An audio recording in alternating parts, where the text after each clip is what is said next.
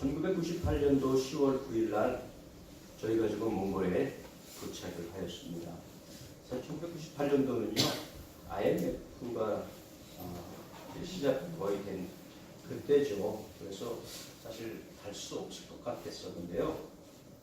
우리가 갈 수 없을 것 같았을 때 도리어 하나님이 우리에게 길을 열어주셔서 몽골에 갈 수 있었습니다. 그런데 이게 거의 포기한 상태였어요. 몽골에 어떻게 가지? 가려면 돈도 있어야 되고 여러 가지가 필요했는데 하나님의 놀라운 섭리로 몽골에 도착을 하게 되었습니다. 그래서 몽골에 도착을 해서 이제 먼저 그 선교사로 가 계시던 그 선교사님의 교회에 출석을 하게 되었어요. 그리고 한 1년 반 정도 지났을 때에 처음에 가면 이제 몽골 말을 배우죠. 거기에 국립대학의 외국인들을 위한 그 몽골어를 배우는 그 과정을 아내하고 같이 다니면서 몽골어를 배우기 시작했습니다. 그래서 어쨌든 몽골어를 배우고 한 1년 반 정도 지난 뒤에 우리 그 선임 선교사님께서 안식년을 가시게 되셨어요. 그리고 이제 제가 그 교회를 이제 맡으면서 주일날 되면 이제 말씀을 전해야 되잖아요. 근데 말씀을 전하면 그때 통역을 써야 되죠. 그래서 통역을 써야 되는데 제가 이렇게 양육한 통역이 아니고 선임 선교사님 통역이라서 그런지 모르겠는데 말도 안 하고 안 나오는 거예요. 예배 시간인데 주일날 되었는데도요. 그때 이렇게 전화기를 가지고 다닐 때가 아니었었어요. 연락도 안 되고 안 오는 거죠. 예배 시간에 돼서 교인들이 이렇게 모여있는데 난감하고 화도 나고 이런 이딴 것들이 다 있어 이런 생각. 이거 어떻게 해야 되나 이거 내가 통역 없이 설교를 할 수 있는 게 아닌데 그래도 시간은 됐고 어쨌든 이제 교인들이 이렇게 앉아서 예배는 시작을 해야 되고 그래서 예배를 이제 시작을 했습니다. 설교 시간이 돼서 설교해야 되잖아요. 여러분 어떻게 하시겠습니까? 좀 난감했습니다. 그래서 어쨌든 이렇게 이제 강단에 올라서서 제가 아는 모든 몽골어를 총동원해서 문장이 되는지 안 되는지 잘 모르죠. 어쨌든 한 4분 정도 4, 5분 했던 것 같아요. 느낌은 한 30분 한 것 같은데 실질적으로는 한 4, 5분 했을까? 아마 그랬을 거예요. 그리고 이제 기도하고 내려왔죠. 4분짜리 설교 몽골말로 처음에 제가 그렇게 억지로 하게 되었습니다. 얼마나 참담했겠습니까 내 마음에서. 사실은 누구 지금이라도 있으면 들어가고 싶기도 하고 원망도 생기고 내가 왜 이런 데 와갖고 이런 수모를 당해야 되나 이런 마음도 생기고 여러 가지 이제 마음이 교차돼서 이렇게 그래도 인사를 하잖아요. 속은 그냥 막 끓는데 겉에는 웃으면서 이제 인사를 이렇게 감사합니다라고 이제 몽골말로 이렇게 인사를 하는데 이제 그 중에 한 할머니가 이렇게 저에게 오게 인사하더니 선교사님 몽골말로 오늘 말씀에 너무 은혜가 됐어요 이러는 거예요. 그래서 내가 아니 도대체 이분이 어떤 태명의 은혜를 받았는지 이해가 안 가. 그럼에도 불구하고 제 마음에서 하나님께서 저를 위로하시나 보다라고 하는 것 하나와 또 하나는 그런 생각이 드는 거예요. 설교는 설교자 하나의 것만은 그 설교자의 것만은 아닐 수도 있겠다는 생각이 들었어요. 다 이렇게 앉아있지만 어떤 분은 은혜 받는데 어떤 분은 전혀 은혜 못 받을 수도 있으니까 받는 분에게도 이유가 있는 것이고 근데 그분은 와서 저에게 그렇게 얘기해서 저는 설교도 설교자의 것만 아니고 그 교회의 것이다 이런 생각이 들었어요. 그래서 오늘 설교도 제 것만은 아닙니다. 무슨 말씀인지 이해가 되시죠? 여러분들과 함께 설교를 만들어가는 것이다 이렇게 믿습니다. 설교가 잘 안 되는 건 제 책임만은 아니다. 여러분들도 함께 하셔야 합니다. 그렇게 믿으십니까? 아멘. 사실 오늘 이 갈라디아서 1장에 있는 말씀은 조금 주제가 무겁습니다. 그렇지 않습니까? 우리가 하나님을 믿는 이유는 축복을 받으려고 하나님을 믿는 것인데 바울은 갈라디아 교인들을 향해서 뭐라고 얘기합니까? 뭐 축복을 얘기하기도 하지만 그렇지 않으면 뭡니까? 저주다 이렇게 얘기하는 거예요. 사실은요. 우리의 전제는요. 우리 입장에서 내 주관적으로 또는 우리 인간적인 주관으로 보면 예수를 믿으면 축복이고 안 믿으면 괜찮아 중간이야 이 정도 생각하지 않으십니까? 성경에서 그렇게 얘기하나요? 성경에서는 그렇게 얘기하지 않습니다. 오늘 갈라디아에서 있는 것처럼 바울은 확실하게 얘기합니다. 다른 복음을 전하면 저주를 받을 것이야. 다른 복음은 없어. 이렇게 얘기를 하는 것이잖아요. 그러나 복음이라고 하는 것들을 제대로 전하지 않으면 다 뭐 어떻게 된다는 겁니까? 저주 상태에 그냥 있다. 이 얘기예요. 성경에서 얘기하는 것입니다. 그러니까 예수를 꼭 믿어야 된다. 안 믿어야 된다? 믿어야 믿어야 된다. 우리들의 개념은 특별히 우리 그 동양에서의 개념은 이 세상을 어떻게 구분하냐 하면 영혼의 세계와 그 다음에 인간의 세계 뭐 이렇게 얘기를 하죠. 일반적으로는요. 근데 성경에서는 유대인들의 개념은 그렇게 보지 않는다라고 합니다. 창조주와 피조물 이렇게 접근을 한다고 합니다. 어떤 것이 더 우리들에게 맞습니까? 우리는 어려서부터 영혼들의 세계와 귀신도 다 그쪽으로 들어가는 것이고 그 다음에 물질계의 세계 뭐 이렇게 나누기 때문에 귀신들이나 하나님들을 똑같은 수준으로 보기가 쉽다는 것이죠. 근데 성경에서는 절대 그렇게 보지 않는다는 것이에요. 하나님 창조주와 나머지 모두는 귀신, 천사 우리들이 영적인 존재라고 보는 것조차도 뭐라고 보는 거예요?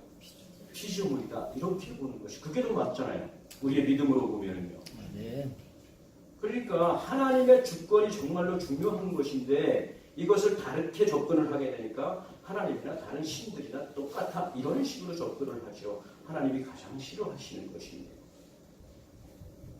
그러니까 예수님을 믿고 안 믿고도 중간이라고 보는 거잖아요. 예수 안 믿으면 중간 상태에서 내가 선택하는 거지 내가 꼭 믿어야 되냐 뭐 이렇게 접근을 하죠. 근데 성경에서는 안 믿으면 전부 뭐예요? 지옥 가는 거죠. 저주 받는 거죠. 아니 안 믿는 상태가 그렇다고 보는 거예요. 안 믿는 상태는 이미 심판받아서 다 지옥으로 가야만 되는 그런 상태로 모든 인간이 존재한다. 사람들이 그렇게 생각하든 안 생각하든 그런 거 아닙니까? 우리가 그렇게 생각하고 싶지 않은 것뿐이죠. 그런데 지금 성경에서는 특별히 갈라디아서에서는 확실하게 얘기하는 거예요. 다른 복음은 없나니 그 복음을 통해서만 어디로 간다? 하나님께로 가는 것이잖아요. 우리가 그냥 하나님이라고 하는 그 창조주 대신 우리를 사랑하시고 이 세상을 만드셨고 죄인을 우리들을 구원하시려고 예수 그리스도 보내주시고 성령 보내주시고 교회 세워주신 그 하나님 그 하나님을 우리가 인정하지 않고 복을 얘기하는 것은 성경적으로 볼 때 복일 수가 없다. 이렇게 얘기하는 것이잖아요. 그렇지 않습니까? 그러니까 바울은 그런 전제 안에서 출발을 하는 거예요. 그러면 저희들도 똑같은 전제로 신앙을 출발을 해야 된다는 것이죠. 예수 안 믿으면 전부 다 뭡니까? 간단하게 얘기하자면 예수 믿으면 천국. 안 믿으면 지옥. 안 믿는 분들 볼 때 기분 정말 나쁜 거죠. 그래서 바울은 그렇게 얘기하는 거예요. 사람들을 기쁘게 하냐? 하나님을 기쁘게 하냐? 그렇게 얘기하면 안 믿는 분들에게서는 주먹이 날아오는 게 맞죠. 근데 우리들 입장에서 주먹을 한 대 맞아도 어떻게 해야 돼요? 얘기를 해야 돼요? 안 해야 돼요? 해야죠. 안 믿는 대로 그냥 살다가 지옥 가세요. 이래야 됩니까? 이게 유대인들의 사고였어요. 안 믿으면 너희들은 안 믿었다. 안 믿어도 돼. 믿지 않고 살다가 지옥 가서 지옥의 땔감이라 돼. 뭐 이런 거였죠. 만약에 그렇다고 그런 식의 접근을 하게 되면은요. 지금 여기에 이 교회는 필요 있어요, 없어요? 아무런 의미가 없어요. 그렇게 되면. 그렇죠. 그래서 우리는 제가 이 자리에 서서 말씀을 전하거나 우리 목사님이 주일마다 말씀을 전할 때 우리가 조심해야 되는 거죠. 내가 정말로 뭘 전하는가? 복음을 전하는가? 복음이 아닌 복음을 사람들에게 기쁘게 하기 위해서 다른 복음을 혹시 전하는 것은 아닌가? 그렇게 되면 전하는 우리도 저주를 받으려니와 듣고 계시는 여러분들도 어떻게 되는 거예요? 계속 저주 상태에 있다. 사실 되게 심각하고 무서운 거 아닙니까? 다른 복음은 없는데 다른 복음을 혹시 전하거나 그런 복음을 전하게 되면 저주 상태에 있다. 이렇게 바울은 너무 확실하게 확신에 차서 얘기를 하는 것이죠. 확신에 찬 정도가 아니에요. 그런 것들을 생각하면 바울은 너무 마음이 아픈 거예요. 너무 힘든 거예요. 그 갈라디아 교회에 들어와서 다른 복음을 얘기하는 지도자들이 있었어요. 그들을 향해서 정말 화가 나서 그들을 향해서 막 욕하고 막 어떻게 하고 싶은 거야. 왜? 교회를 무너뜨리고 사람들에게 저주받게 하는데 그냥 있을 수가 없잖아요. 여러분들 같으면 그냥 있으시겠습니까? 그러니까 강력하게 얘기하는 거예요. 다른 복음 없는데 그거 너네 저주받아. 복음은 사람들에게서 시작한 것도 아니고 어디서부터 왔다? 하나님께서 예수 그리스도를 통해서 하나님께서 우리에게 드러내신 것이다. 그래서 우리가 믿는 것인데 뭐 니네가 잘났다고 다른 것들을 통해서 하나님께 갈 수 있겠다고 그렇게 난리들이냐. 행위를 통해서 하나님께 갈 수 있겠다 얘기하고 율법을 지켜야만 된다고 얘기하고 할례를 받아야만 된다고 그렇게 얘기를 하니 아니다. 우리가 교회를 오래 다니면 우리가 자꾸 어떤 교회의 봉사를 많이 하거나 성경을 많이 읽거나 기도를 많이 하면 그거를 통해서 하나님께 갈 수 있는 것처럼 우리가 혹시 생각하지 않으십니까? 우리가 구원을 받았기 때문에 그것을 감사해서 하는 거지 그것을 통해서 하나님께 가는 것은 절대 아닌 거예요. 만약에 그렇게 접근을 하게 되면 어떤 현상이 일어나냐 하면 그렇게 하지 않은 사람들을 향해서 우리가 판단하고 손가락질하면서 너네들은 왜 그렇게 안 살아? 이렇게 하나님 자리에서 다른 사람들을 판단하는 그런 자리에 서게 되는 것이죠. 그런 순간 뭐가 되면 기쁨도 사라지고요. 자기가 심판자가 되서요. 교만해지고요. 하나님께 가겠습니까? 그래서 다른 복음은 없다고 했는데 그러면 다른 복음을 우리가 구분하려면 어떻게 하면 될까요? 그러니까 다시 말씀드리면 거짓을 찾아내려면 어떻게 하면 거짓을 찾아낼 수 있을까요? 이렇게 한다고 합니다. 위조 지폐를 찾는 것과 비슷하다고 볼 수 있습니다. 위조 지폐를 잘 찾는 전문가가 되려면 어떻게 하면 될까요? 그렇죠. 그런 건 잘 하시는데 복음을 진짜 복음에 대한 구별은 어떨까요? 그렇잖아요. 진짜 위조 지폐를 찾으려면 위조 지폐에 대해서 많이 연구할 게 아니고 진짜 지폐를 잘 봐서 그것에 대해서 정확하게 알고 있으면 위조 지폐들은 진짜 지폐 앞에 탁 대는 순간 다 거짓이 드러나는 것이잖아요. 여러분들이 또는 우리 그리스도인들이 이단이라고 하는 그 이단에 잘 빠져가는 이유가 뭐가 없어서 그래요? 진짜가 확실히 알아서 빠져가는 거 아니겠어요? 아무리 이단이 와서 뭐 우리가 맞고 당신들 틀려요 라고 얘기해야 거짓이 와서 얘기하는 거잖아요. 우리 안에 정말로 복음이 확실히 있으면 듣는 순간 거짓이라는 것이 드러나겠어요? 안 드러나겠어요? 확실히 드러나요. 근데 우리 안에 뭐가 없으니까 복음 아닌 것들로 가득 차 있기 때문에 복음이 없어서 다른 복음들 가지고 와서 얘기하면 손길을 갖고 쫓아가는 거 아니겠습니까? 내 안에 진짜 복음이 있으면 어떻게 다른 가짜 복음이 와서 얘기하는데 그것을 구분 못하고 그것이 진짜 복음이냐고 쫓아갈 수 있겠습니까?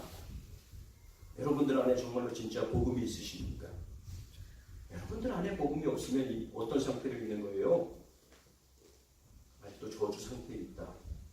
들으시면 기분이 나쁘실지 몰라도 저주 상태에 있는 거라고 성경에서 명확하게 얘기합니다.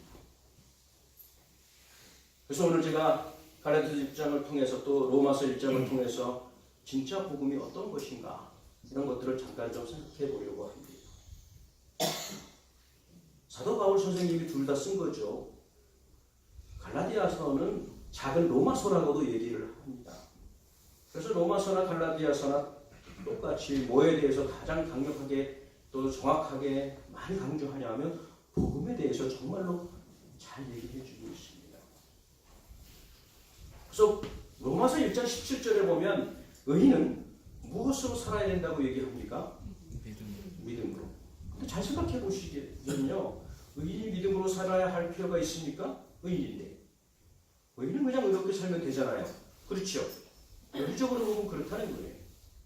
의인은 그냥 의롭게 살면 의로우니까 하나님 앞에 갈 수 있는 거잖아요. 우리가 하나님 앞에 가지 못하는 이유는 불의하기 때문에 못 가는 거잖아요. 죄인이기 때문에 못 가는 것이죠. 근데 의인은 믿음으로 살아야 된다고 얘기하지만 의인이 왜 그러면 의인은 의롭기 때문에 그냥 살면 되는데 믿음으로 살아야 된다고 그렇게 로마서 1장 17절에서 바울이 얘기했을까요? 아주 중요한 구절이잖아요. 이거는요. 마틴 루터가 종교개혁을 하게 된 그가 회심하게 된 가장 강력한 그런 전환점이 된 성경 구절이 바로 이 구절이었어요. 의인은 믿음으로 살아야 되는구나. 왜 의인은 이렇게 살면 되는데 믿음으로 살아야 된다고 얘기했을까요? 이것이 어떻게 보면 중요한 키포인트라고 볼 수 있습니다. 그러니까 여기서 말하는 의의를 알면 그래서 믿음으로 살아야 되는구나 하는 것들을 알 수 있습니다. 여기서 말하는 의의를 잘 설명하기 위해서 바울이 로마서 1장 18절에서부터 32절까지 의와 반대되는 개념을 아주 자세하게 설명을 합니다. 의와 반대되는 개념이 뭡니까? 우리나라 말 한자권에서는 아주 쉬워요. 그죠? 글자만 놓으면 되잖아요. 아니다라고 하는데 불의를 설명하면 그 반대되는 개념의 의의가 확실히 드러나죠. 그런 방법으로 바울은 복음을 설명하기 시작합니다. 로마서 18장 이후에 불의에 대해서 나옵니다. 불의한 자들에게는 하나님의 뭐가 임하느냐 하면 하나님의 진노가 진리를 따라서 임한다. 하나님께서 아무렇게나 막 하고 싶은 대로 하시는 하나님은 아니잖아요. 그렇죠? 진리를 따라서 모든 일들을 하시는 분이 하나님이죠. 인간은 힘만 있으면 어떻게 해요? 지 마음대로 하는 거잖아요. 사실은. 그래서 불의한 자들에게 임하시는 하나님의 진노를 우리가 알아야 되거든요. 그럼 불의가 과연 무엇인가를 알아야만 의를 알 수가 있다. 1장 18절 이후에서부터 32절까지 보면 세 종류라고 얘기할 수도 있고 세 단계라고도 얘기할 수 있을 것 같습니다. 인간의 불의. 첫 번째 인간의 불의는 어떤 것이냐 하면 하나님을 알아요. 하나님이 세상을 만들었고 창조주가 없으면 이 세상이 이렇게 돌아갈 수 없다는 것들을 사람들이 알매도 불구하고 그것을 인정하지 않는 거예요. 인정하지 않을 뿐더러 인정하지 않기 때문에 하나님께 감사하지도 아니하고 하나님께 찬양하지도 않는 것이 성경에서 말하는 인간의 불의 이렇게 얘기하는 것입니다. 우리 쪽에서 인간 쪽에서 인정하든 안 하든 하나님께서 그렇게 보신다는 거예요. 하나님께서 이 세상을 만드셨으면 또 하나님께서 우리를 주관하고 계시면 당연하게 우리가 그렇게 믿는 사람으로서 따라가야 되는데 우리들조차도 그런 부분에 대해서 잘 인정하고 싶지 않은 것이죠. 하나님이 이 세상을 만드셨는가? 뭐 만드셨겠지. 이 정도입니까?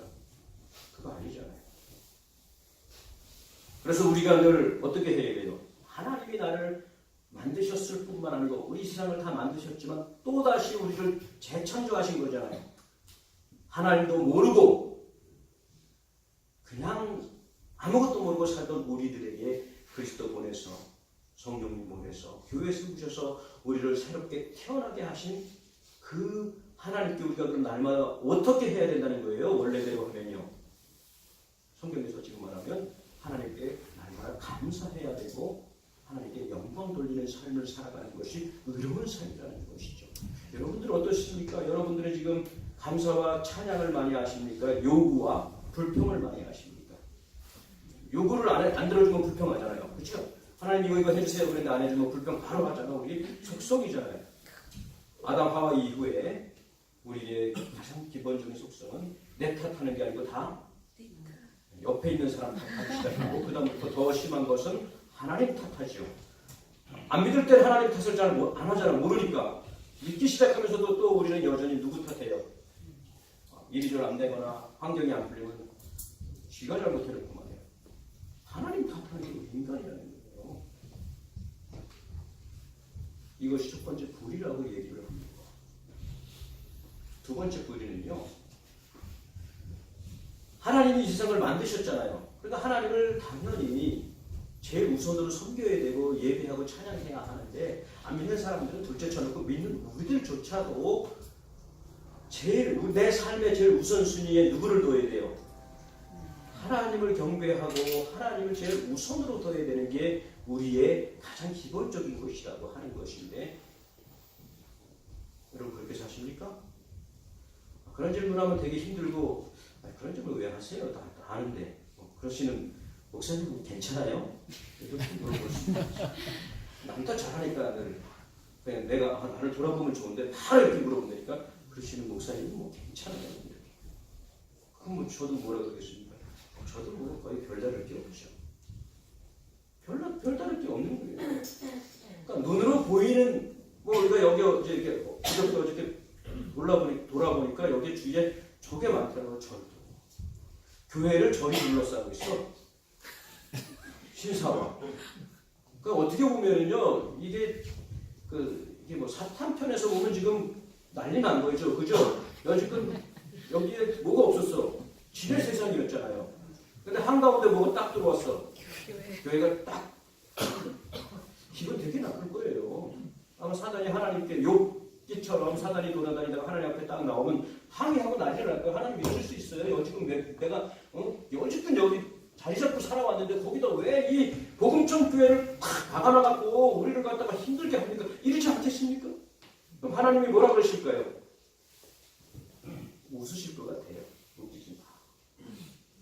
하나님께서 이 세상을 다스리시는 거예요. 여기다 교회를 하나님께서 세우시기 위해서 쉽게 세우셨을 것 같으십니까? 그렇지 않잖아요. 교회 세우시기 위해서 태초부터 계획하셨고 약속하신 예수 그리스도 보내주셨고 수많은 교회를 그렇게 사단이 없애버리려고 애썼고 그렇게 많은 성경들을 태워버리려고 애썼고 수없이 많은 그리스도인들을 믿지 못하게 믿으면 너 죽여버리고 죽이고 일자리에서 쫓아내고 난리들을 쳤는데 누가 망해요? 교회가 망했어요? 교회를 핍박하는 자들이 망했어요? 교회를 핍박하는 자들은 다 망했어요. 교회는 망할 것 같은 교회는 자리를 옮기면서 믿음의 사람들, 하나님의 마음에 합당한 사람들, 하나님과 동역할 수 있는 사람들, 하나님의 파트너들, 이들을 하나님께서 세우셔서 교회를 만들어 가시는 거 아닙니까? 아멘. 하나님께서 계획하신 우리 황 목사님이 하나님 보실 때 좋은 파트너라고 보셨겠죠. 아멘. 그렇게 보십니까? 목사님? 대답하기 좀 어려웠죠. 저희들 입장에서 제가 좀 파트너일까요? 하나님 늘 자신 없어. 근데 하나님은 우리를 어떻게 해요? 좋은 파트너라고 봐주시는 거죠. 아멘. 그거 이곳에 하나님께서 어떻게 하셨어요? 교회를 심으셨다 믿으십니까? 아멘. 누가 이길까요? 이겼죠. 뭐 이길까요가 아니라 이미 이겼어요. 우리가 별로 믿음이 없을 뿐이지. 하나님께서 계획하셨고 하나님께서 이곳에 교회를 심으셨다라고 하는 것은 이미 우리가 그 믿음을 가지고 가면 어떻게 하겠다. 이 승리를 위해서 그냥 하나님께서 내가 그냥 교회를 세운 게 아니잖아. 이 승리를 위해서 하나님께서 얼마나 대단한 것들을 투자하셨고 희생하셨는데요. 그리스도를 죽음에 내어주셨고요. 성령님을 보내주셨고 여기에 이거 세우는데 2000년 걸려서 여기 오신 거 아니에요. 우리 편에서는 뭐 그냥 웃은 거지만 하나님 편에서는 그럴 수 있다는 것을 보여주십니다. 수없이 많은 그런 눈으로 보이는 신사들, 절들이 있는데 그것을 믿는 것들은 우리는 더 이상 하지 않을 것 같아요. 예수 믿는 사람들. 그렇죠? 아멘. 그런 거는 그거 하겠어. 근데 가장 심각한 우리가 하나님보다 우위에 두는 것들이 뭘까요? 늘 일상생활 가운데 믿음을 가진 우리가 눈으로 보이지 아니하지만 우리가 제일 중요하다고 생각하는 것들을 하나님보다 우위에 놓는 것이죠. 그건 뭐 성경에서 보는 것을 자기 배라고 얘기합니다. 욕심, 자기 자신, 하나님보다 자기를 더 우위에 놓는 것이죠. 이것이 성경에서 우상숭배라고 얘기해요. 여러분들은 어떠신가요? 하나님이 제일 우위에 있으십니까? 아니면 하나님은 두 번째, 세 번째? 하나님이 내 위에 있지 않은 하나님이 두 번째, 세 번째 있는 것은 다 성경에서 뭐라고 얘기해요? 우상숭배예요, 사실. 눈으로 보이는 우상숭배, 그거 갖고 우리가 하는 그런 단계는 지났죠? 중요한 건 하나님이 내 삶의 가장 핵심이고 중요하고 그리스도 없으면 나는 안 돼요라고까지 할 수 있느냐. 날마다 그런 삶의 고백이 여러분들 가운데 있으십니까? 그거 가운데 없으시면 우리는 어디에 있다? 하나님을 제일 우선에 두지 아니하는 그런 불의한 가운데 있다라고 볼 수 있지 않겠습니까? 세 번째 불의. 여러분 하나님을 마음에 두기를 좋아하십니까? 이런 질문을 하면 다 당연하지요. 저는 당연하지 않습니다. 어떤 때 하나님 제 마음에 계시는 게 너무 부담돼요. 어떤 때 부담됩니까? 하나님이 원하시지 않는 일을 내가 하고 있다고 내가 알고 있으면 얼마나 부담되겠어. 이러고 싶죠. 하나님 잠깐만 주무시고 계세요. 아니 잠깐 좀 외출하고 계시면 안 될까요? 눈 좀 감아주세요. 이러고 싶은 마음이 들지 않습니까? 이런 생각도 아예 없는 것은 하나님을 인정하지도 인지하지도 못하고 사는 것이죠. 사실 우리가 하나님 마음에 두기를 좋아한다. 이 시간에는 좋아하죠. 이 시간도 좋아할지 모르겠어요. 근데 많은 시간 부담스럽죠. 왜? 하나님은 거룩하시고 우리는 거룩하지 않잖아요. 예수 믿는 지금은 여러분 거룩하십니까? 여러분 스스로 거룩하실 수 있으십니까? 안 되는 거잖아요. 우리 안에 누가 계시기 때문에 그 거룩하지 않다는 것들을 보고 거룩하신 그분에게 가려고 예수님을 날마다 바라보는 거 아니겠습니까? 그렇죠. 사실 우리들 스스로는 하나님을 내 마음에 늘 두고 산다는 게 쉬운 게 아닌 것 같아요. 그러니까 이런 불의가 있는 거예요, 인간에. 거기에 임하는 하나님의 진노가 어떤 것이겠습니까? 우리들이 생각할 때 하나님의 진노 그러면 많은 분들이 그렇게 생각하죠. 무슨 병에 걸리거나 사고를 당하거나 뭐 어려운 일을 당하면 하나님께 우리 벌받아 이렇게 생각하잖아요. 근데 지금 로마서 1장 18절 이후에 하나님의 진노는 그거하고 전혀 상관이 없는 거예요. 하나님께서 우리를 더러운 마음 상태대로 내버려 두신다. 상실한 마음의 상태대로 내버려 두신다. 욕심의 마음대로 내버려 두신다. 그냥 내버려 두시는 거예요. 어떤 마음? 전혀 마음을 붙일 수 없는, 그러니까 하나님을 떠난 인간들의 마음 상태는 성경에서 어떻다고 보는 거예요? 더럽고 욕심으로 가득 차고 마음을 잃어버린 상태로 있다고 얘기하는 거예요. 근데 그거를 사람들은 인정하고 싶지 않고 인정 안 하려 해요. 왜? 어두워져 있기 때문에. 그래서 스스로는 지혜롭다고 생각하지만 하나님 입장에서 보면 바보같이 된 거예요. 어리석은 거죠. 그래서 그러한 상태로 하나님께서 내어버려 두신 것, 이것이 하나님의 진리죠. 이런 거라고 볼 수 있지 않겠습니까? 우리 자녀들이 있잖아요. 자녀들이 잘못하면 우리가 도리 어떻게 합니까? 그냥 놔둘 부모 없죠. 잘못했는데 뭐라 하고 그래도 또 잘못하면 소리 지르고 그래도 더 잘못하면 잡아다가 막 뭐라 하고 그래도 말 안 들으면 어떻게 해요? 두드려 패야지. 두드려 패면 안 되죠. 두드려 패면 또 폭력이니까 이렇게 회초리를 드는 것이죠. 훈육하기 위한 회초리를 들을 수밖에 없는 게 부모의 마음이죠. 얼마나 마음이 아픈겠습니까? 때리면서도 아픈 마음을 가지고 때리잖아요. 내가 너를 낳고 엄마들은 그렇지 내가 너를 낳고 미역국을 먹었냐. 얼마나 속상하면 그렇게 하겠어요. 근데 옆집에 있는 아이가 그러면 어떻게 해요? 부모 욕하죠. 그 집 부모. 너희 부모는 뭐 이렇게 얘기하죠. 하나님이 그러니까 잘 생각해야 되는 게 불의한 상태에서 아직도 그냥 버려둠을 당한 사람들은 하나님이 그냥 냅둬를 둔다는 거예요. 그렇게 살도록 간섭하지 않는 거야. 그러니까 안 믿는 사람들이 더 잘 된다. 당연한 거예요.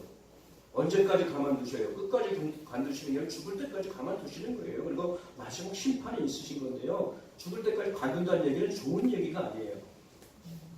왜냐하면 상실한 마음대로, 더러운 마음대로, 욕심대로 그냥 내버려뒀기 때문에 그냥 그 상태대로 자기들이 살아가는 그 결과들을 먹고 산다. 이렇게 볼 수 있어요. 그래서 거기에 대한 결과가 있는 거예요. 하나님 앞에 나가지도 않고 감사하지도 않고 마음이 어두워져서 어리석어졌는데 스스로는 뭐라고 어떻게 산다? 지혜롭다라고 다 그래. 잘나가서 살잖아요. 사람들이요. 나 정도만 돼. 일보다 살지 않습니까? 우리 믿음은 어떻게 돼요? 제가 뭐 한 게 있나요? 믿음의 기쁨은 깊을수록 제가 한 게 아무것도 없습니다. 이게 나올 수밖에 없는 거예요. 그리고 두 번째, 하나님께서 그냥 버려둔 상태로 살았기 때문에 우리가 뭐 이슈가 되죠. 동성연애. 근데 성경에서 그것이 뭐 때문에 생기는 것이다? 하나님을 하나님으로 인정하지 않고 살기 때문에 자기 욕심이 가득 찼기 때문에 거기에 대한 결과다라고 하는 거예요. 원래 하나님은 순리대로 사용하는 것들을 바꿔서 쓰게 된다. 그래서 거기에 대한 그 결과들을 다 몸에 가지고 산다. 이렇게 얘기를 해요. 그리고 세 번째, 상실한 마음대로 살기 때문에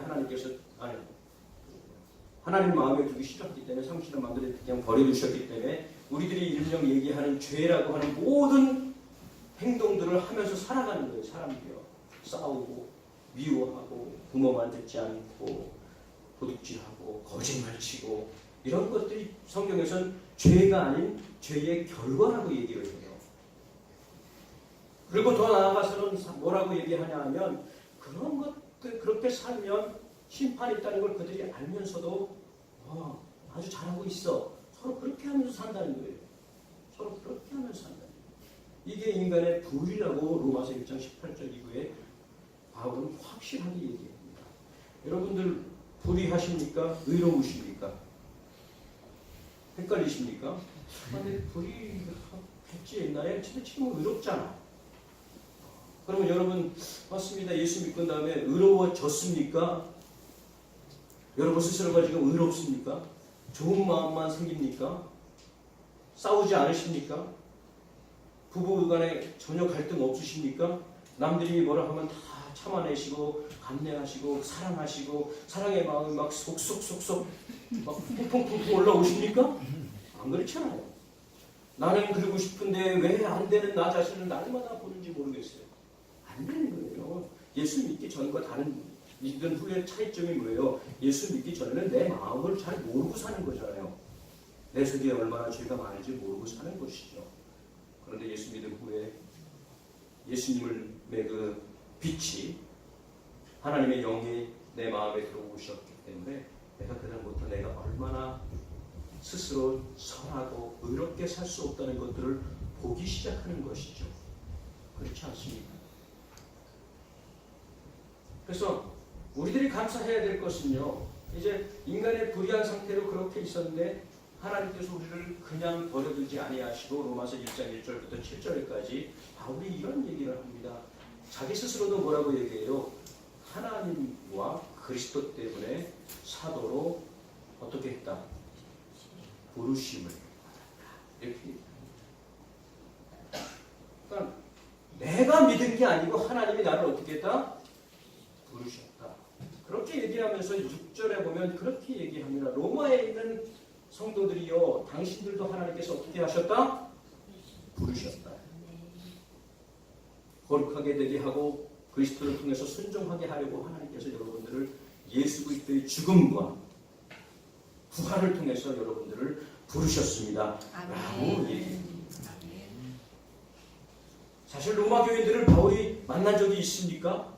몇 사람을 아는 사람들이 있었던 것 같아요. 그렇지만 대부분은 모르는 사람들이었잖아요. 그럼에도 불구하고 그들을 향해서 바울은 자신 있게 얘기합니다. 여러분들은 하나님께서 버려두지 아니하시고 부르셨습니다. 이렇게 얘기합니다. 여러분들은 어떠십니까? 우리가 버려둔 상태에 있었는데 우리를 버려두지 아니하시고 하나님께서 우리를 부르셨습니다. 저를 부르셨습니다. 라고 여러분 고백하십니까? 잘 모르십니까? 잘 모르시면 안 됩니다. 이런 거는 확실히 아셔야 됩니다. 다른 건 잘 몰라도 되는데 이건 아셔야 돼요. 하나님이 여러분들을 부르셨습니다. 믿으십니까? 네. 내가 믿은 게처럼 보이잖아요. 어떤 때는요. 하나님께서 교회를 이곳에 세우지 않으셨으면 어떻게 우리가 오겠습니까? 하나님이 먼저 늘 세우시잖아요. 황 목사님 이제 자원에서 내가 일본 가겠다고 했겠어요. 저도요 몽골 내 마음에 몽골이라고 하는 나라 없었어요. 하나님이 어느 날 내가 몽골 사랑하니까 너 가. 그러면 제가 뭐라 그랬겠어요? 어휴 불러주시니 감사합니다. 이러고 갔을 것 같아요. 딱 나오는 말. 하나님 왜 저예요? 이게 나와요.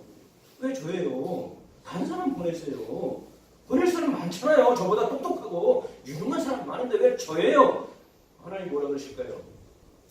그럴까? 아니 있을까? 아니 안 그러시더라고요. 대답은 안 하세요. 그런 말에. 하나님 좀 대답 좀 해주시면 좋은데 대답은 안 하시는 거예요. 언제까지? 내가 갈 때까지 대답을 안 하셔요. 내가 가면 이제 그때부터 또 대답하시는 거예요. 제가 징한가요? 하나님이 징한가요? 누가 이길 것 같아요? 하나님이 이기시죠. 근데 저 주시는 거죠. 얼마나 기다리시겠어요? 내가 그러면 의리죠. 이런저런 얘기를 이제 하나님하고 협상을 하잖아요. 보통 그렇잖아요. 협상 안 하십니까? 여러분들은 하나님하고? 순종을 잘 하십니까? 아니면 아예 협상 같은 걸 아예 안 하십니까? 협상 안 하시는 분들은 정말 순종 잘 하시든지 아니면 아예 협상 같은 거 안 하시는 거지. 협상 안 한다는 건 아직 관계를 시작하지 않았다는 것이죠. 하나님께서 우리들을 먼저 어떻게 했다? 부르신 거예요. 언제 이쪽 마을에서 하나님 먼저 와주세요라고 요청한 거 공문서를 발송했다거나 뭐 기도했다거나 이런 거 없잖아요. 하나님 먼저 자발적으로 이곳에 하나님의 사랑하는 사람들을 부르셔서 이곳에 보내시고 이곳에 교회를 시작하게 하신 것 여러분 믿으십니까? 아멘. 여러분들이 여기 지금 와서 앉아 있는 게 뭐 누구의 권위에 의해서 또는 억지로 뭐 이런 것처럼 보이지만 하나님께서 여러분들을 지금 어떻게 하시는 거예요? 부르고 계시는 거예요. 그러니까 부르시는 거예요. 내가 아직 그걸 잘 모를 뿐이에요. 그것을 여러분들이 말씀을 통해서 확인을 하고 성령님께서 여러분 마음에 확증을 시켜주시는 거 아니겠습니까? 아멘. 그게 은혜잖아요. 그럼 바울은 모든 서신서에서 이것을 쓸 때마다 앞에 기록을 계속해요.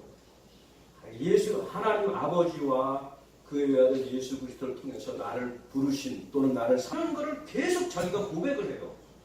이게 고백이 얼마나 중요한지 모르겠어요. 여러분들은 자기 자신을 그리스도인들 앞에서 또는 안 믿는 분들 앞에서도 그렇게 여러분들이 여러분들을 소개할 수 있어야 되지 않습니까? 이 세상에서 가지고 있는 어떤 커리어라고 얘기하나요? 이런 것들은 막 얘기하고 자랑하기를 좋아하잖아요, 우리가. 근데 하나님 앞에서 내 정체성에 대해서는 거의 얘기하지를 않거나 못하거나 어떤 것입니까? 얘기할 수 있어야 돼요. 그렇지 않습니까? 하나님이 나를 어떻게 부르셨어요? 하나님께서 나를 부르시기 위해서 예수 그리스도를 죽음에 내주셨어요. 다시 살리셨어요. 성령님 보내주셨어요. 그래서 나를 이 부족한 나를 버려두지 아니하시고 예수님 통해서 나를 불러주셨어요. 이런 고백들이 우리들 가운데 있어야 되지 않습니까? 아멘. 잘 모르겠는데 교회 왜 나와? 어려서부터 뱃속에서부터죠. 어려서부터 교회 나온 분들이 그런 거 물어보면 당연한 것처럼 그냥 대답하죠. 교회 당연히 나가야죠. 왜 당연히 나가야 되는데? 그러게요. 왜 당연히 나가야 생각 한 번도 안 해보는 거야. 그럼 너 죄인이지? 죄인이지요. 근데 내가 무슨 죄 졌는지 잘 모르겠어요. 이런 거죠. 죄를 졌기 때문에 죄인입니까? 아니잖아요. 원래부터 우리는 하나님을 떠난 모든 인간은 다 하나님 앞에서 볼 때 죄인이에요. 그래서 죄라고 하는 것은 조금 전에 불이라고 말씀드렸던 것처럼 하나님하고 관계가 단절된 것이 죄라고 하는 것이고 불이에요. 그래서 우리는 스스로 착하게 산다고 열심히 산다고 나만큼 착하게 산 사람 나와봐 이렇게 얘기하죠. 하나님이 그 마음의 성령님을 통해서 하나님이 임재하는 순간, 예수 그리스도를 통해서 하나님이 임재하는 순간 그런 얘기 할 수 있겠습니까? 나와봐 이런 얘기는 어떻게 하겠습니까? 많은 분들이 알게 어떤 분들이 하나님 한번 보여줘봐 내가 보면 믿을게. 보면 뭐 하려고 보고 믿습니까? 그냥 믿지? 그건 아니죠. 그리고 하나님이 우리 눈앞에 보이는 순간 우리는 어떻게 해야 돼요? 살아야 돼요. 바로 죽어요 우리는요. 거룩하지 못한 죄인인 우리는요. 하나 거룩한 하나님 우리 속에 우리 안에 여기에 온다. 여기 살아남을 사람 있을까? 예수님 그래서 예수님을 죽음에 내어줄 수밖에 없는 거죠. 그래서 예수님이 대신 죽은 거예요. 왜? 예수님이 죽지 않았으면 우리가 그냥 하나님 앞에 나가는 순간 다 죽어버리는 거잖아요. 그래서 우리를 안 죽게 하려고 어떻게 하신 거예요? 예수님이 대신 죽으신 거잖아요. 그게 복음 아니에요? 그래서 내가 어떤 한 행위 때문에 하나님께 가는 게 아니죠. 내가 목사기 때문에 하나님께 갈 수 있어요? 아니에요. 목사는 못 가죠. 내 속에 그냥 선한 것 같았어. 내가 무슨 일이 잘못되면 제 잘못인 거 알아요. 근데 사람들한테 얘기할 때 누구 잘못이라고 얘기해요? 우리 아내 잘못이라고 얘기해요. 가장 많이 얘기하죠. 내 옆에 늘 같이 살고 같이 보라니까 뭐 안 되면 원망이 마음이 그냥 바로 팍 올라와. 내가 잘못했는데도 당신 때문에 요새는 말을 잘 안 해요. 저를 처음에 했을 때 맨날 그냥 당신 이거 왜 이렇게 했어? 아유 참 바보 같은 짓을 하고 살았지. 지금도 가끔 바보 같은 짓을 하고 막 하려고 해. 막 나와. 가끔 해요. 안 하는 게 아니야. 이게 우리의 마음이잖아요. 여러분 안 그러십니까? 그렇죠. 하나님 앞에 자신 있게 쓸 수 없는 거예요. 아무도. 그래서 예수님이 죽으셨고, 그래서 하나님도 우리를 부르실 때 그냥 일로 와 이렇게 부르시는 게 아니고 누구를 통해서 늘 부르시는 거예요? 예수 그리스도를 통해서 부르시고요. 성령님을 우리 마음에 두셨기 때문에. 그래서 우리도 하나님께 나갈 때 늘 누구를 통해서 나가는 거예요? 예수 그리스도를 통해서. 아무리 내가 뭐 많은 일들을 하고요. 수없이 많은 사람들을 복음을 전해서 이끌어왔다고 해도 그것 때문에 하나님께 나가는 것은 아닌 거예요. 자랑할 게 뭐가 있습니까? 내가 하나님께 나가는 것은 오늘도 누구 때문에 나가요? 예수 그리스도 때문에 나간다. 믿으십니까? 아멘. 바로 이것이 뭐예요? 성경에서 말하는 하나님의 의. 하나님의 의예요. 그러니까 복음에는 하나님의 의가 나타나서 이렇게 얘기하는 거예요. 그러니까 복음은 하나님의 의인데 하나님의 의가 뭐예요? 예수 그리스도죠. 인간 편에서 만든 게 아무것도 없는 거예요. 인간 편에서 뭘 준비한 게 아무것도 없어요. 누가 100% 준비하신 거예요? 하나님께서 100% 만들어 놓으신 거잖아요. 예수님을요. 그래서 그 인간의 불의함 때문에 하나님께 못 나가는데 하나님의 의 대신 예수 그리스도를 우리가 내 마음에 있으므로 그 의 대신 예수 그리스도에서 언제나 하나님께 나가는 것이죠. 그래서 의는 이라고 얘기하는 의라고 하는 여기서 말하는 의는 내 의가 아니고 내 누구야? 하나님의 의를 가진 의를 얘기하는 거예요. 믿으십니까? 우리 의가 아니에요. 많은 그리스도인 중에서 예수 믿으니까 내가 이제 의로워졌다. 의로워진 거 맞죠? 하나님 편에서 의롭다고 인정해 주시는 거지 내가 의로워진 것은 아니에요. 나는 여전히 죄인이죠. 또 예수 믿어는 여전히 내가 불의한 일들을 하고 살아요. 벗어나질 못해. 주님 오실 그날까지. 적어질 수는 있겠는데 문제 적어졌다고 생각하니까 어느 날 또 똑같아지는 것들을 보잖아요. 그러니까 우리 힘으로 하나님께 늘 못 나가는 거예요. 그러니까 예수님의 죽으신 그 십자가의 보혈과 부활하신 예수님의 그 부활을 가지고 지금도 언제나 나갈 수 있는 거잖아요. 그렇게 나가십니까 여러분? 아니면 내가 오늘 뭐 예배드렸고 헌금했고 이러니까 하나님께 내 나갈 수 있다. 이렇게 나가십니까? 아니죠.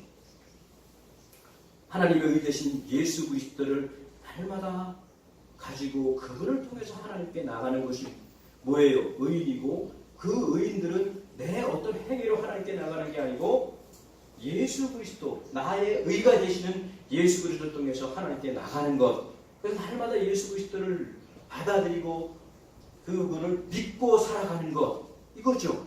그래서 그 예수님의 하나님의 의를 가진 사람들은 그 예수님의 의를 믿고 의를 날마다 보면서 살아가는 것이다. 믿으십니까?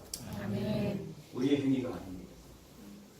바울은 계속해서 그 복음은 행위가 아니고 어떤 예식도 아니고 어떤 의식도 아니야. 오로지 하나 누구예요? 예수 그리스도다라고 하는 것들을 계속 얘기해요. 고린도전서에서도 내가 여러분들에게 가서 다른 것 전하지 않았습니다. 다른 것 전할 수 있죠. 내가 어떤 사람입니까? 자기 자신을 막 설명하면서도 나중에 뭐라고 내가 다른 것 전혀 얘기하고 싶지 않습니다. 얘기할 수 있지만 나는 오로지 뭐만 의지하고 싶다?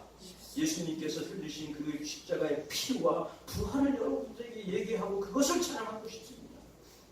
갈라디아서도 내가 여러분 무엇을 자랑하시겠습니까? 이 세상의 것 자랑하시겠습니까? 나는 다른 것 자랑하고 싶지 않습니다.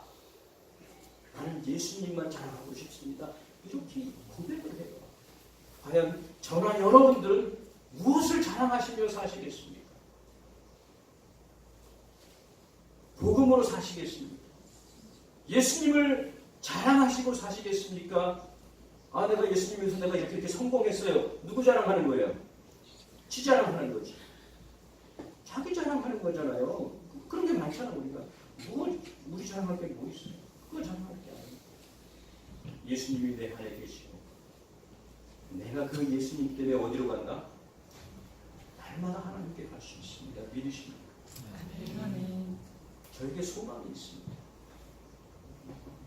물론 우리 황 목사님 이쪽에 일본에 있는 분들을 향하여 그런 소망이 있을 줄로 압니다. 저도 그렇습니다.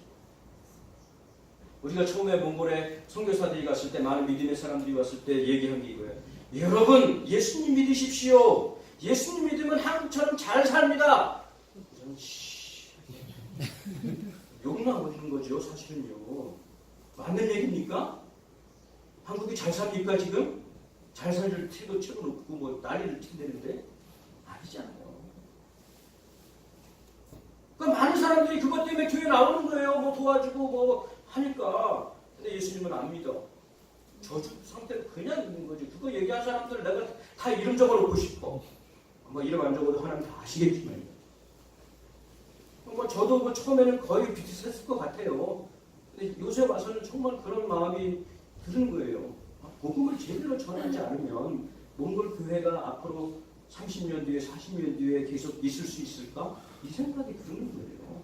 다른 복음을 전하면 과연 계속해서 몽골 사람들 마음에 그리스도가 있을까? 하나님은 오셨는데 우리가 하나님을 하나님으로 모셔드리지 않으면 복음을 복음으로 받아들이지 않으면 그냥 어떤 상태로 있는 거예요. 저주 상태로 살다가 이제 복을 받을 그런 기회가 왔는데 이것을 우리가 어떻게 해야 돼요? 잘 받아들이고 순종하면서 살아야 되잖아요. 그거 안 하면 복음이 아닌 것들을 복음으로 가지고 살면 안 되는 것이고 그러면 교회는 다 문을 닫는 거잖아요. 초대교회가 있었던 자리에 지금 다 뭐가 있어요? 모스크가 있잖아요. 하나님이 힘이 없어서 모스크가 있는 거예요. 인간들이 믿음을 가진 사람들이 복음을 버려버리고 자기들의 복음이 복음이 아니죠. 자기들이 좋아하는 자기의 배를 숭배하다가 다 멸망당해서 결국 교회까지도 없어지는 거 아니겠습니까? 그런 걸 생각하면 정말 안 되는 거죠. 그냥 안 되는 거죠. 이렇게 얘기할 수 없는 거예요. 어떻게 보면요. 땅을 치고 통곡을 해도 시원찮은 거 아니겠습니까? 그래서 기대합니다. 우리 몽골의 교회들이 복음 아닌 것들을 전하게 되는 것들이 이미 이제 멈추기를 기대합니다. 그래서 정말로 복음을 복음답게 전하고 우리가 복음으로 살아가는 것들을 그들에게 보이기를 기대합니다.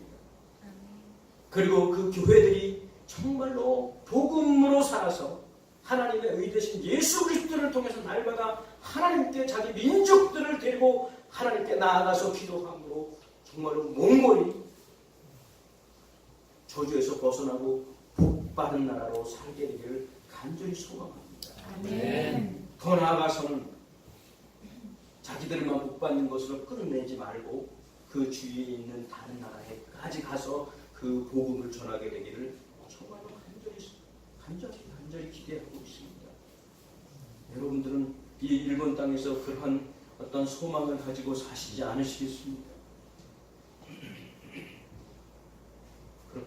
주님의 이름으로 축복합니다. 아멘. 이 시간 잠깐 좀 기도하시면 어떻겠습니까? 함께 반주자님 한번 이거 좀 반주자님 잠깐 나오시겠어요? 뭐 우리가 이렇게 통성으로 잠깐 기도해도 되나요?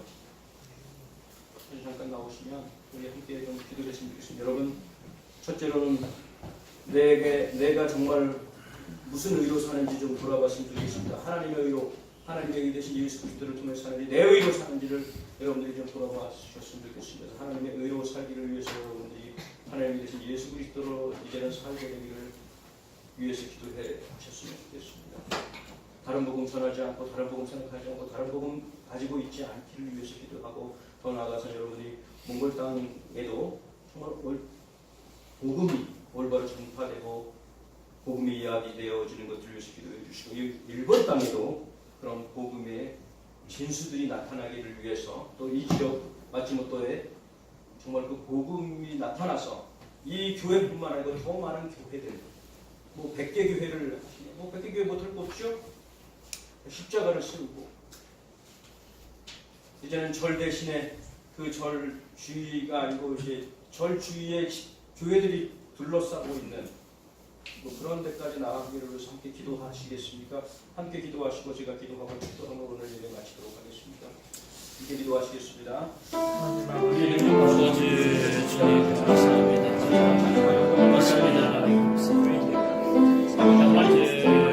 하나님께서 이 땅을 대독하여 주시고 이곳에 하나님의 교회를 세워주시고 영광을 돌려주시고 우리가 아버지 하나님을 돕기 위해서가 하나님께서 예수를 보내주시고 성령님 보내주시고 하나님의 사랑하는 사람들을 보내주시고 하나님 아버지 우리가 공의를 잘난 것이며 온전히 성도시고 하나님의 까지시고 예수를 때문에 하나님 것에 하나님께서 알라가서 하나님 아버지 나의 마음을 찾아오셔서 우리가 되시는 예수를 하나님께 나아가시고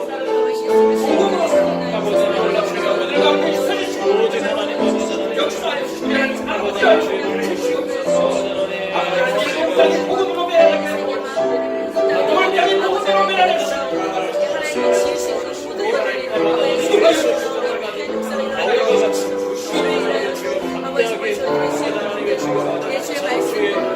십자가를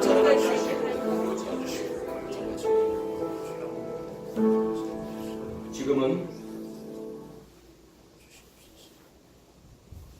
불의한 일을 버려두지 아니하시고 우리를 의롭게 하시려고 예수 그리스도 보내주신 하나님의 은권하신 사랑하심과 하나님께 나아갈 수 없는 우리들을 날마다 하나님께 나아가게 하시려고 십자가에서 모든 피를 다 쏟으시고 다시 부활하신 예수 그리스도의 그 은혜와 오늘도 우리들이 불의하다는 것들을 보게 하시고 그 불의한 것 때문에 예수 그리스도께서 죽으셨다 살아나셨다는 것들을 알려주시고 믿게 하시는 성령님의 교통하시기 오늘 이 부흥천교회 성도님들과 이 마츠모토와 이 일본과 몽골 위에 지금부터 영원토록 함께 하시옵기를 간절히 축복하오며 기도하옵나이다. 아멘.